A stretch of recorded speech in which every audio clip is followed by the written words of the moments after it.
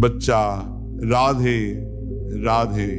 बेटा बहुत ही सौभाग्यशाली हो जो प्रभु की कृपा से इस पावन सत्संग में बैठे हो। आज हम सब एक अत्यंत महत्वपूर्ण विषय पर बात करेंगे जो हर घर की समस्या बन गया है, मोबाइल, कलयुग की सबसे बड़ी माया।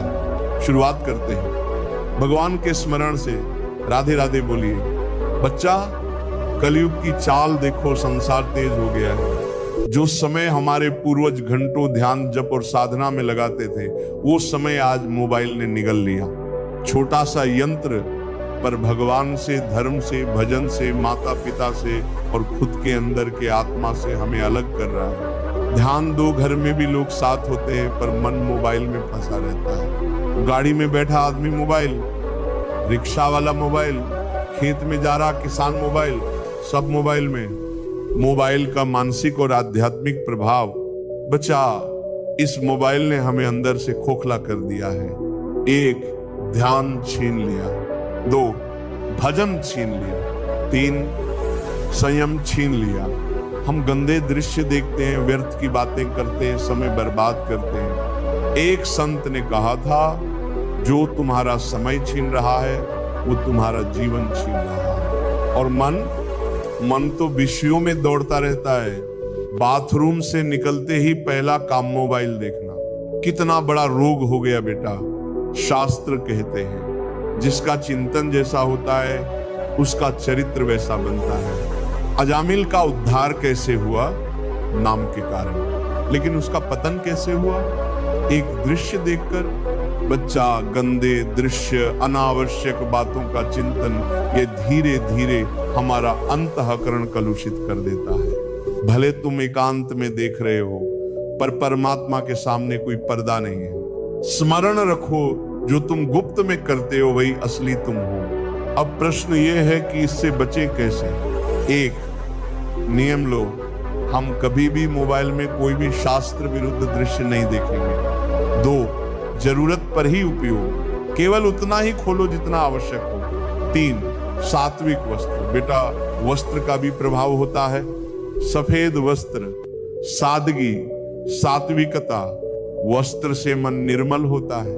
4, सात्विक भोजन और विहार, जैसा खाओगे वैसा मन बनेगा। 5, भजन, सत्संग और संत समागम। बच्चा, जिसने मोबाइल के मायाजाल से अपने मन को निकाल लिया वही सच्चा मन होता है। 1, जब फुर्सत मिले मोबाइल मत खोलो, राधे राधे बोलो। 2, जब मन शांत हो मोबाइल मत खोलो, नाम जपो। 3, जब बोरियत हो मोबाइल मत खोलो, भजन सुनो। 4, जब गुस्सा आए मोबाइल मत खोलो, भगवत कथा सुनो। हर बार जब मन मोबाइल की ओर दौड़े, आप अपने प्रियतम श्रीहरि के चरणों में दौड़ जाओ। एक बार ऐसा अभ्यास बन गया तो बेटा जीवन धन्य हो जाएगा। देखो बेटा, वृंदावन में एक बात कही जाती है, जिसने गंदे दृश्य देखे उसका सर्वनाश होगा। दृश्य का प्रभाव हजारों जन्मों तक संस्कार बना देता है। जो वस्त्र भजन में बाधा बने, छोड़ो। जो दृश्य भगवत चिंतन से हटाए, छोड़ो। जो संग तुम्हें नीचे गिराए, छोड़ो। गुरु की आज्ञा में रहो, संयमित रहो। बच्चा, अंत में यही कहूंगा, मोबाइल के साथ नहीं, प्रभु के साथ जुड़ो। मोबाइल तुम्हें संसार के दलदल में डुबोएगा पर प्रभु का नाम तुम्हें भवसागर से पार उतारेगा। समय सीमित है, जीवन क्षणभंगुर है। प्रभु प्राप्ति से बड़ा कोई लाभ नहीं। आज ही निर्णय लो।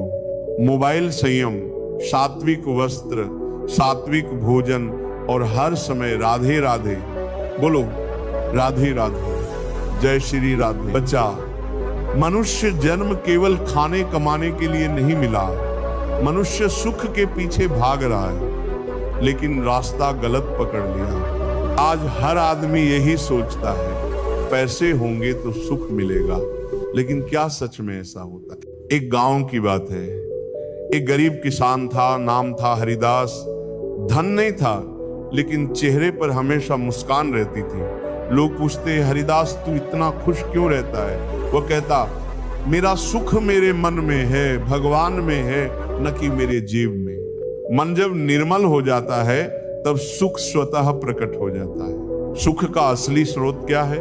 शास्त्र कहते हैं मना एव मनुष्याणां कारणम बंध मोक्षो, अर्थात बंधन भी मन से है और मुक्ति भी मन से। अगर मन भगवान में लगा दिया तो सुख मिलेगा, अगर मन धन दौलत पद प्रतिष्ठा में फंसा तो दुख ही मिलेगा।